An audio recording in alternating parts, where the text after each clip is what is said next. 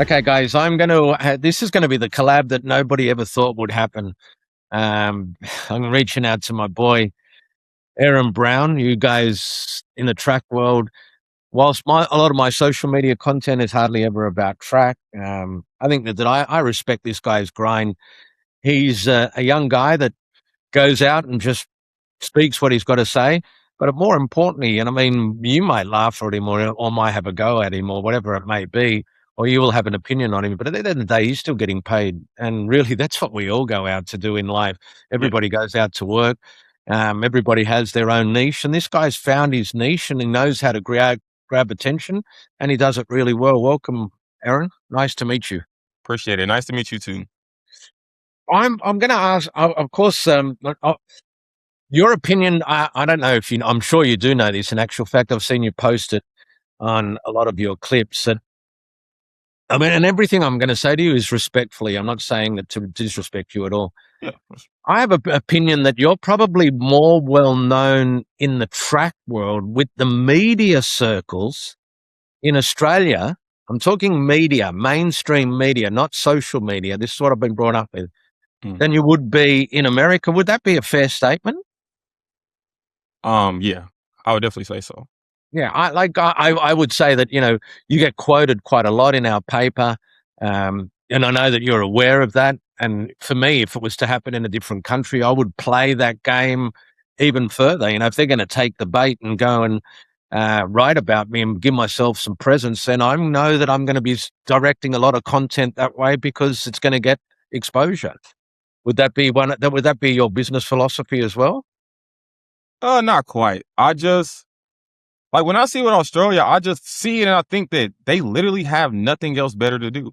Like if their media guys from their mainstream news publications are writing about me, Yep. are there not other things happening in the country that could be written about and talked about? That's what I think, because like, even in other countries, I've talked about their track athletes, like Jamaica during World Championships. I was on the news in Jamaica. Like I came on primetime television, one of my clips, talking about one of their athletes. So I just think that like a lot of these countries just have nothing else better to do. Like there's nothing going on, and Erin Brown is the topic of the conversation. That's a good way of putting things. But I mean, I must make you aware of the fact that, do you know the population of Australia and New Zealand? And you target those two countries quite strongly. And also, I'm not sure what the population of Jamaica is, but have a guess. Do you have any idea what the population of this country would be? I would say 27 million. Yeah. Okay. So you're not far off the mark, right? So we're about 20. And your population in your country? 350 million. Jamaica, 2 million. Okay. There you go. So I think the fact that, and I did all my education in the US. This is way, way, way before your time, right? I didn't have the luxury of the internet and me to try and be a great track athlete. Or actually, I was never going to be. I identified very quickly that if I was to be involved in track and field, I would never be able to feed my family as a coach. There's no money in track and field, especially in this country.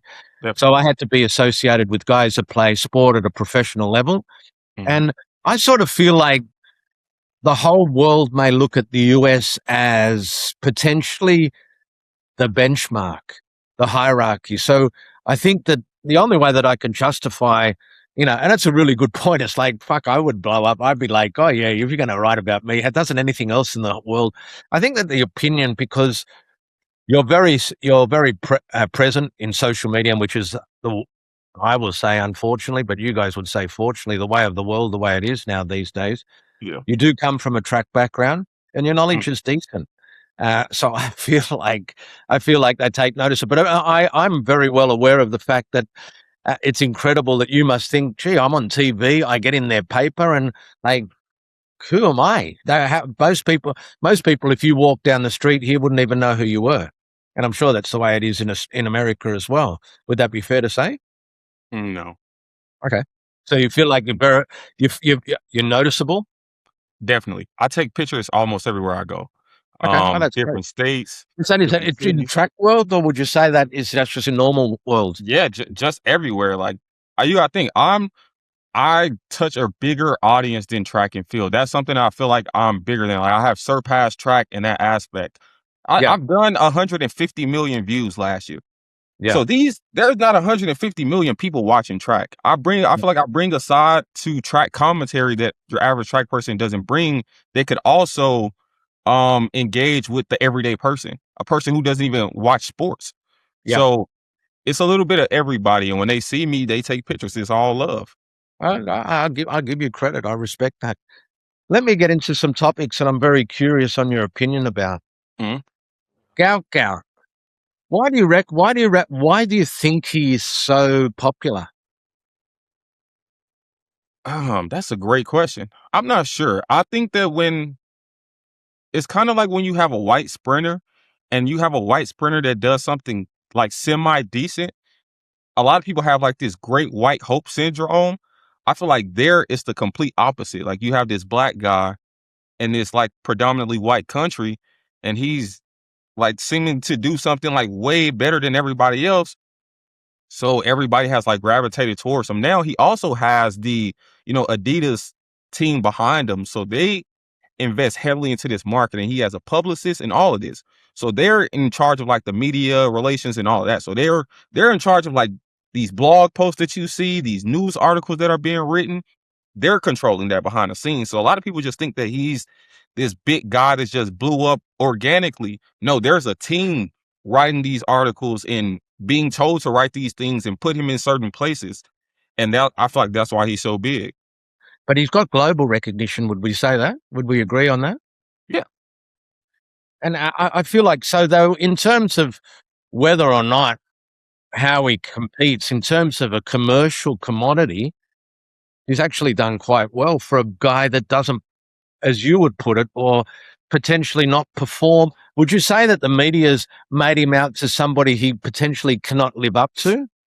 1000%. One So thousand would percent. could we It's also? because his hype has been built off of him racing like little kids in Australia that he's way better than.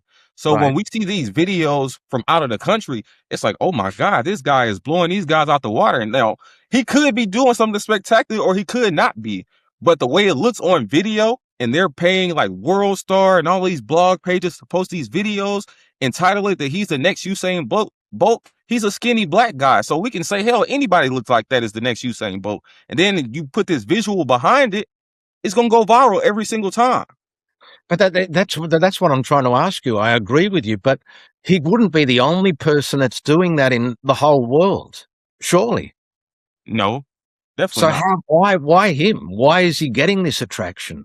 That's how Is it track and that's how track and field works. It's political. And track and field, the thing is, they can choose who they want to win, who they want to do good. It's like a whole secret society of people working behind the scenes, and they can pick and choose people. And he was one of the people who was chosen. Adidas went and grabbed him when he was 16 years old when he wasn't even running that fast. Then the next year he's magically running super fast. They did the same thing with Ariane Knight when he was 16. They went and got him. The next year he's in the Olympic final, finishing fourth place at 17 years old. so I'm asking you, like, for example, let's talk about um, organizers of meets that have just gone by and also coming up. The headline billings, I don't know how it's been in your country, but I'm sure it's been the same way globally. It's Mhm. like Tobago versus Gout, then Lyles versus Gout, and Mhm. now Kenny and Tobago versus Gout. If I'm the guy that's running second or third, I'm almost feeling like, well, what the fuck am I? Am I just a bum? Don't I ever get a mention? I mean, unfortunately or fortunately, whatever way you've been look at it, so far the head-to-heads has been daylight between the two people that they've identified as going to be having the head-to-head clash. But the person Definitely. that's run second hasn't even been spoken about, especially in, say, in the 150-meter race. Mhm. Do you still feel that this is still part of the narrative that Adidas is building, or you know, is this Gout the guy that they're just going to know that draws heads or attention globally? Well, I didn't think they expected him to be exposed that early and that quickly and that bad. I feel like they gave him all the tools and all their secret sauce that they use to make guys go fast, and it's just not working. or as quick as they want it to work. Like the guy who got second in that 150, Dembele from South Africa, he just ran a 200 today, and he just ran 1974. Like, he's a Wow. really good guy. Yeah. But do you ever hear about him? Yeah, like he's tough. No, But no, with but do we ever, I mean, I'm saying, do you feel like the media or the hype behind him, you wouldn't even know about it? Yeah, that's facts. And the hype in the way that they even got him to all of these meets is with that fake 19.6. So if we use this guy at the time, he's the world leader. He's the world's fastest guy in the 200. So if I'm his agent and I go negotiate with all these meet directors, I have the fastest 200-meter runner in the world. So we gonna put him in the meets with all the rest of the guys who have ran real 19.6s, real 19.5s, and make this seem like it's a matchup. And as the agent, I know he's going to go out there and do bad because I know this 19.6 isn't real, but I'm going to negotiate a big appearance fee. Let's say I negotiate, hey, he gets $50,000 just for showing up. So if I'm his agent, I make 15% of whatever he makes. So I get him into all these meets. That's 50,000 here, 50,000 there, 50,000 there. He's going to do horrible, but that's his problem. He the one that got to go out there and deal with the backlash and all that for doing bad. We just going to get the money. And So do you, I feel like that's the game they're playing. so do you feel like then they got a short window in the sport? A short window? As in, well, if they constantly keep doing or underachieving, are they still going to Well, be behind? no, it's going like drive really quick. They better figure out something, and they better figure it out fast. Okay. So when you say the fake 1967, right? And I said Hmm. this too on my Instagram when you put a post there. I'm not against you. I'm actually scratching my head. The actual time can't be fake, though, can it? Because you could time it off a video and see that it Yeah. actually resembles the time. So, what part do we think is fake? Do you agree with the way that I came up with a theory by saying that potentially the back straight, which was not measured, had an exaggerated wind reading, and then they had the absolute ideal wind reading in the measured section? Would you agree with that? It could have been a win. The track could be short. Something, but But something wasn't right. I mean, I think that's funny. Do you honestly believe that the track could be short? It definitely could be. There's definitely short tracks out here. Like, I saw one of your posts once that I don't know if it was you actually posted, that showed me a relay race where two starters were actually starting in the same position and not in a stagger. Was that yours, or is Yeah, that what you think maybe? Because you can start in the wrong spot. I don't think that would happen. I just think that the athletic world potential would lose too much credibility. I mean, that would be something that would be easy to be figured out. I mean, it's an interesting point, but I do believe that, 6 PRs in the one race has to raise its head straight away. And as you said, um, none of them have really been able to back it up. And I do believe he's somewhere in the middle. I don't think he's a 20.6 runner. I think that day just, No, no, no. He's definitely a 20 low. I think he can even run like 19.9, but 19.6, knock it off. I wanted to ask you another thing. You obviously got a lot of connections in the business, and I do respect your opinion. Especially, how old are you? 24. I just turned Okay. 24. Good for you. You do what you're doing and grinding, and from what you've told me off air of the sort of money you're making, I respect the grind. Good for you. Um, I did see one of your posts and I was curious about how you may have got this information. Correct me if I'm wrong. I'm pretty sure that you stated that Adidas had the option of giving him a deal that had incentives in it, but they chose to take another deal, which was a guaranteed 500,000 a year, and take the incentives away from him. Was it you that posted that? No. Okay, my bad. Okay, next thing. In the world of track and field here in this country, I'm just going to try and justify why you think our athletes are trash. Now, speed is one of the biggest, and I lecture about this all around the world, and speed in sport is one of the biggest things that we love to have in all sports. And unfortunately, just the way the prescription or the program is prescribed. Maybe not so much in the NFL, but certainly not like our main sport is rugby league and rugby union, and we have Australian rules. The Mhm. way our sportsmen prescribe their professional program, they actually don't have any time to coach speed.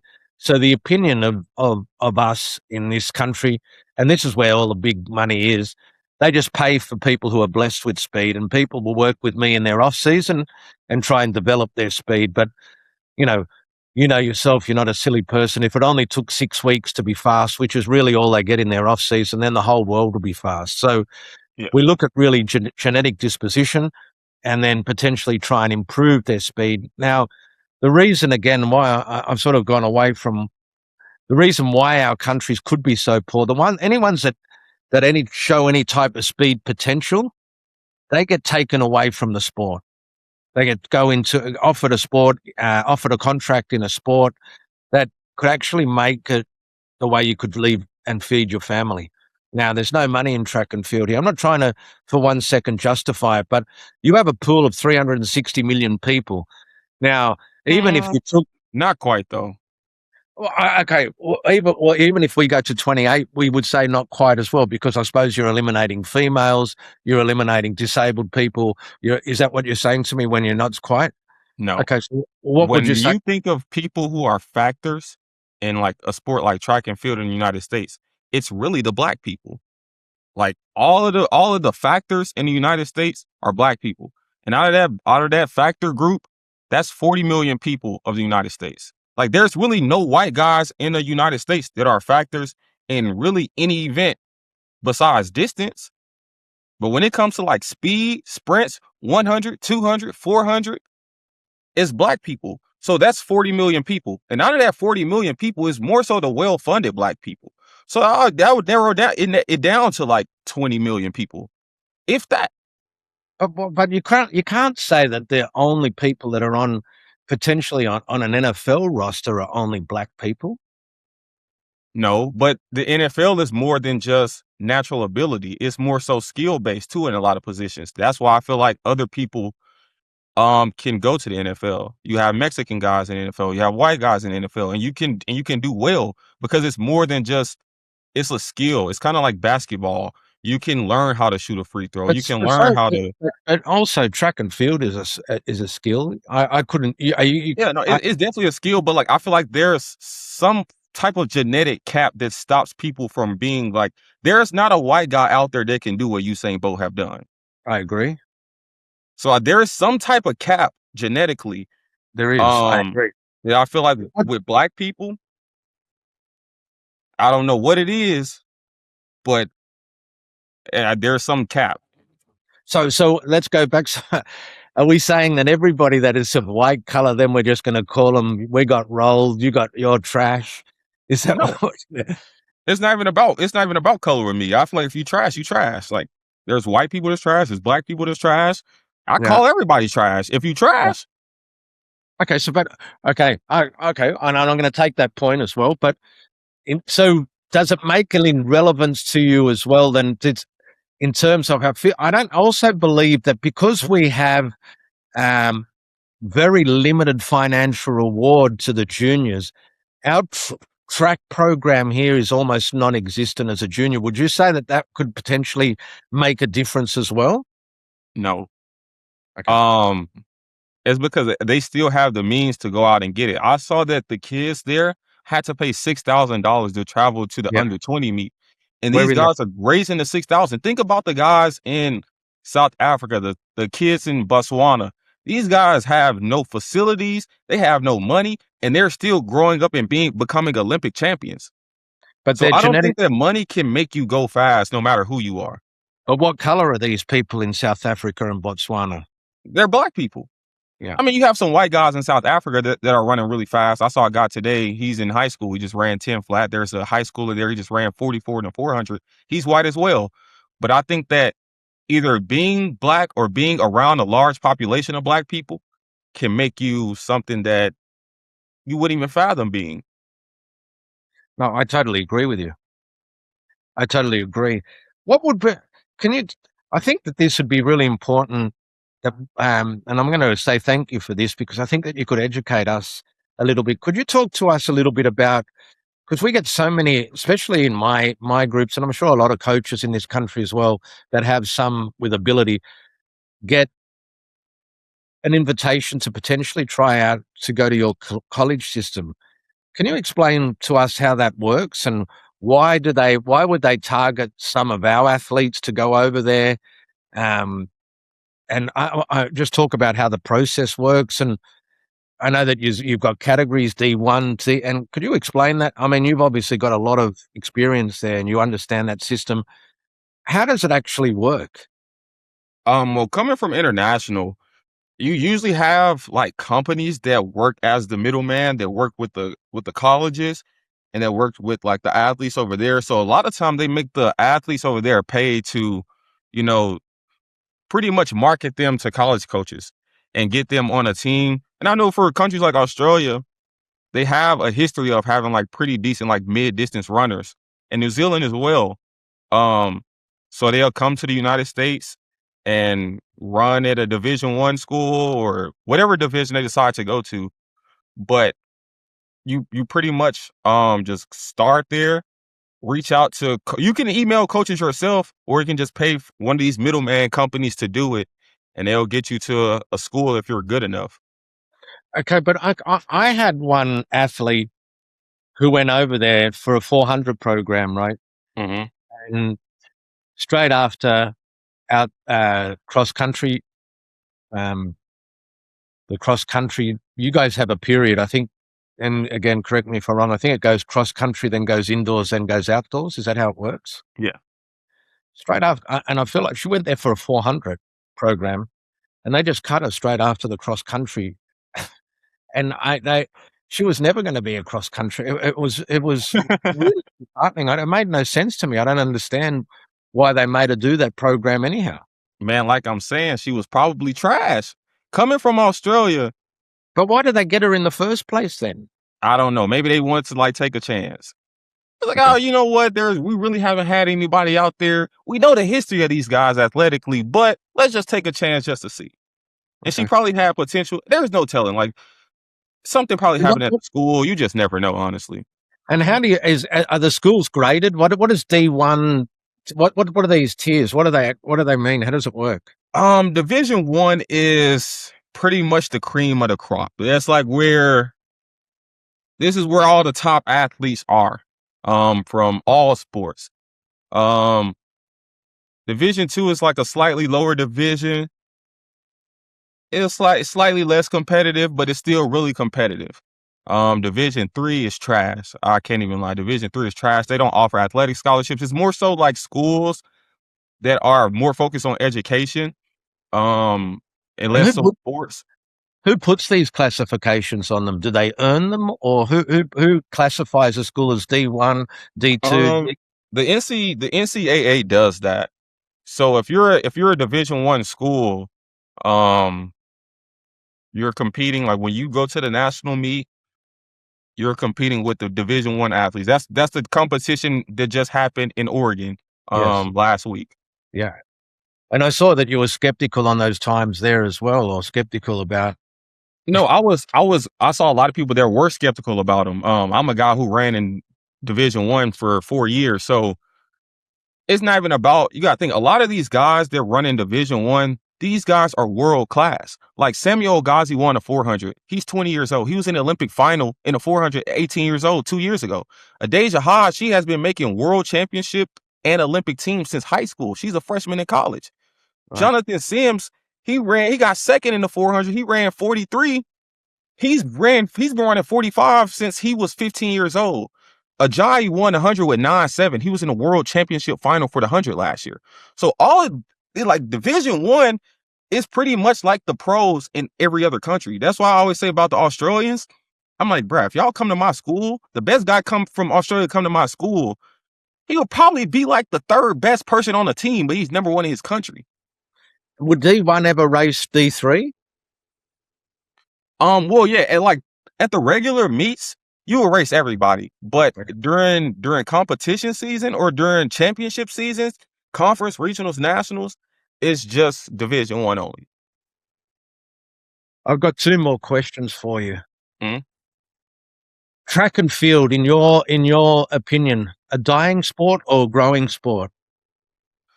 Neither. I'll just say it's stagnant. And what does it need to do to be better? There's That's nothing what it can still the same question. there's nothing it can do to get better. Like track and field, the fans are too dumb. The athletes are too dumb. The track and field athletes are the dumbest people on earth. Like they could literally hear someone like the Olympic president come out and say, athletes do not deserve to get paid and will continue to go out and train, get on Yeah. drugs, do all of this, risk their life, their health, everything, their financial stability to go out there and run for free. They Like should boycott, shouldn't they? that's what a smart person would do. That's what a smart group of people would do, not track and field athletes. So as long as the athletes remain dumb, as long as the fans remain dumb, the sport will remain stagnant. And with me on the other hand, it's perfect because I can just play on the dumb fans and play on the dumb athletes and make $1 billion. Look, again, I think that I want to take you back. I put a post up. I was quite critical of Gout, right? At our national championships. Gout ran both. He ran the Opens and he ran the under-20s as well, right? He ran at the under-20s, he ran the 200 and he got beat by Lachlan Kennedy. And that was the week before he ran against the under-20s and he ran the 100. Now, Yeah, I'm the biggest slayer, and I think that, and this is why I connect with you. I like the way your swag, your aura, the way you go off is very similar to me. It's like if I was 24, I'm the same type of guy. I'm talking shit, carrying on, carrying banner. Now, I think the sport in track and field lacks those characters, right? definitely. But I think that potentially now, I was critical of Gout simply because in the 100 against the juniors, he celebrated with 20 meters to go. Now, the week before that, and I'm a person that encourages that type of behavior. I like it, but I like it when it has some substance before it. Now, Definitely. he goes the week before that, he gets beaten. He doesn't say one word against Kennedy, goes back to the juniors. And then, as you rightly said at the start of this podcast, you said that, he's so much superior to our juniors. He is. And, I am a coach, but I didn't have an athlete in that race. But if I did, I'd almost feel like it's disrespecting me. Like we know that there is a rule of thumb. And I encourage my own girls and my own guys that are national champions to carry on and get a little bit of swag either before or after the race, have a little bit of character so I can market you, because people are either going to talk shit about you or they're going to talk good about you, but they're going to remember you. Now, Definitely.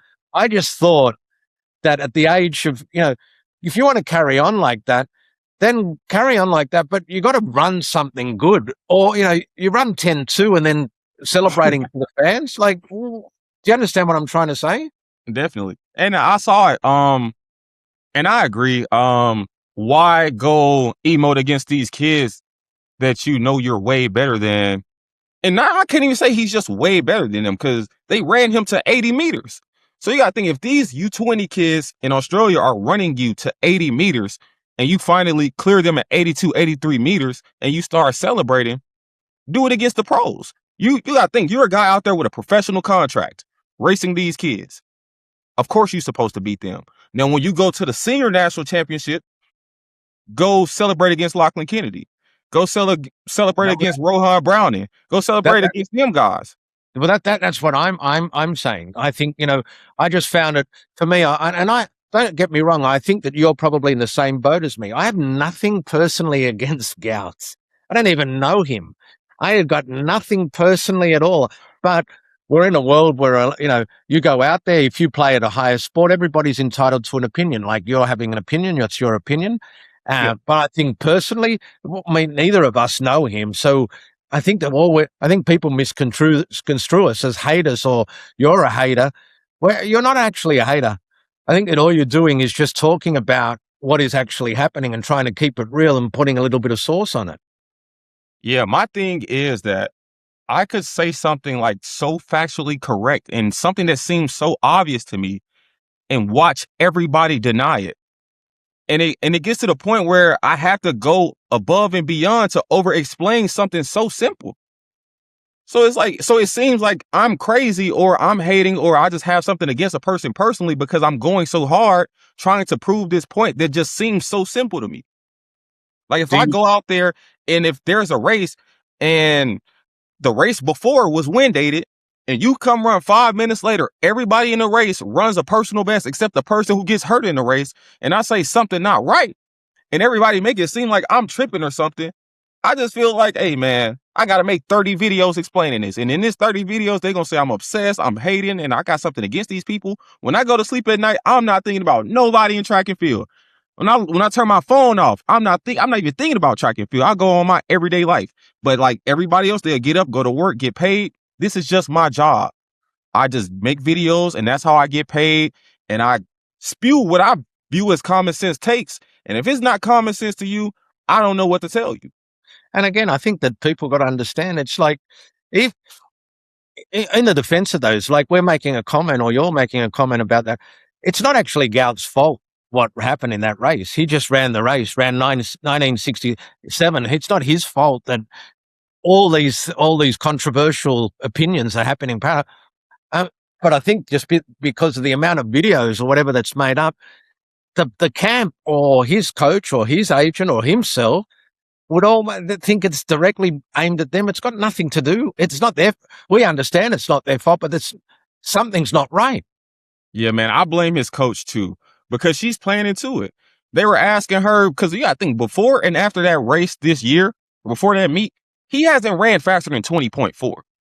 So it's been looking really rocky all year. And they asked his coach, what did he do from like all year until now to run 19.6? And she was like, we've been doing this in training and it's been looking good. It's been trending this direction. I'm like, you dead ass have it. Like it literally hasn't. Because Yeah. why in the races afterwards, and he gonna run 20.6, not even the 20.6, but even in the 150, he's not even on 19 pace for 150 meters. Which leads me on to my last question. I mean, I've got to be very careful. I'm not going to have an opinion on coaches. I'm in the same country. I'm a coach myself. Um, I just respect the grind, as you can understand that I'm out there. I've got a girl going over there into the world champs. Maybe you and I will link when we're there. Um, my job, I don't know in terms of whether I go there and keep it real for her before we get there, which I'm trying. I think that's the job of a coach. Her expectations. I'm not trying to. She's been undefeated, and her whole world potentially. I don't want it to change, but it probably will change. It's a completely different kettle of fish. And whether I hype her up and just say, I know you're going to keep this going, or do I just she lose the confidence, or do I condition her and say, this is what we're expecting? I'm not sure. This is something I'm in a quandary. I'm pretty sure she knows that I will use a second approach that, you've got those, and I was asking you about those twins, and you've got all these girls that are, they're out there hungry. That's going to be a different beast that we can get there. I don't know how far we're going to go, but at the end of the day, my girl's only 17. And we're just going to go out there and enjoy the experience, which leads me to, as I said, to my last question. Do you feel that the road that they've taken, Gout, is something that Adidas have pushed him to take? Would it have been the road that you would take, or would you have stayed at your junior level? I feel like if you turn pro and you sign a contract, you've got to go out there and race the pros. The thing is, Gout is not a killer, and he's not surrounded around killers. He's surrounded around a soft team and soft people. When real pros, and you know when a kid really has real potential to become a champion, and when when pro brands reach out to them, they see it as well. They did not see it with him. They saw a kid who was running decent. They're like, oh, the Olympics is there. We're going to, boost this kid up. And hopefully he becomes something within the next 10 years. Probably not, but it's at least going to bring hype to this country. We see kids all the time that it's that it factor. Cooper Lukenhouse is 17 years old. Last year, he ran 142 in the 800, made the U.S. team, went to Worlds. Indoors this year, he's a world champion. He's undefeated on the Diamond League scene, on Oh, the Diamond League team. And he's 17 years old. He has another year of high school left. he beat the Olympic champion, didn't he? Yeah, like when you have it, you have it. Ariane Knighton was 16 years old. They signed him at 16. At 17 years old, he's in an Olympic final next year. So let's go back to this Cooper. Would he be on? What would he be? Would he be earning the same sort of money Gout would be? Man, Cooper's a world champion, and you got to think, and he's white, and he's signed to Nike. He's their great white hope. He's making way more. And I think also, too, not even I think, I know, the money that they said Gout is making, he's not really making. They use those numbers for marketing purposes to make him seem bigger than he is. So what do you think he's earning? What if they say he's making $500 a year? He's probably making maybe $120. Okay. Do you reckon that there's a lot of guys? I believe that there's a lot of guys doing better things than him that wouldn't be earning a cent. Would you agree? Definitely. Okay. All right. Now, 1,000%. You got to think the best sprinter in Australia right now is Lachlan Kennedy. Yeah. Like, he's the most, he's good in, well, I'm not going to say he's good, but like he's consistent there and he's consistent outside Australia. On a Diamond League circuit, like he just runs what he runs. Like he's competitive. Yeah. And he's not making nowhere near as much as Gout. I'm totally with you. All right. I'm going to round it off now. I'm curious about this cornroll. What's the, you don't like him? Wait, say it again. I hope I'm pronouncing it correctly. The guy that you keep calling cornroll, Noah Lyles. Yeah, like my thing is like he's corny, man. Like, I mean, I don't have nothing against these guys personally, but he's working it as well. Why wouldn't you respect his grind? He's out there kicking, jumping up and down, creating chaos. He's probably getting paid. He can back it up. He runs good times. Yeah, Noah's probably making like $5 million a year. So I don't really care about that. Like, I care about how you represent for the people. And I feel like for him to be the face of the sport and representing for track and field, I don't like the way he representing. But again, then you're going against that. You think that but you told me before that you didn't mind a little bit of character with some athletes. They got to have some type of flavor. Otherwise, they become boring. They become stereotyped. They become so boring. No, but it's not even about how they're acting or like the character. Sure, bring it in, but don't be 30 years old acting like a kid. And Noah literally acts like a kid. And I'm not with it, man. I don't like it. They say he's entertaining. I don't like the way he entertained personally. Okay. That's my whole thing. Okay, Erin, thanks for your time. And before you go, I've got 3 fans of mine who want you to give them a shout out. Alessia, Rema, and Maya. They're one of my 3 greatest athletes. They said to me, "Oh, please get him to give us a shout out. Would you mind their name's Alessia, Rema, and Maya. Would you mind giving them a quick shout out?" All right. Shout out to Alessia, Rema, and Maya. Just keep doing what you're doing. Keep on grinding. And I hope to see you at the top one of these days. You're a good man, Erin Brown. I hope that after this, a lot of people will understand that this guy, I feel like he shows a hell of a lot of maturity for his age. I know he's out there. He knows how to grind. I have 17 coaches underneath me. If I had 17 coaches underneath me that grinded the way like this guy grinds, I'd have a multi-million-dollar business. But, definitely. It's a special task. You've got to be able to have, is it fair enough to say you've got to have a bit of thick skin because people are going to come at you left, right, and center, and if you're one of these blokes who take this emotionally, you're not going to survive the game. Would that be fair enough to say? Yeah, just always remember, it's never personal. It's always business. It's always business. Salute to you, my friend. I love your swag. Yes, I hope you're going to enjoy our song, and I'll be in touch. Sir, sounds good.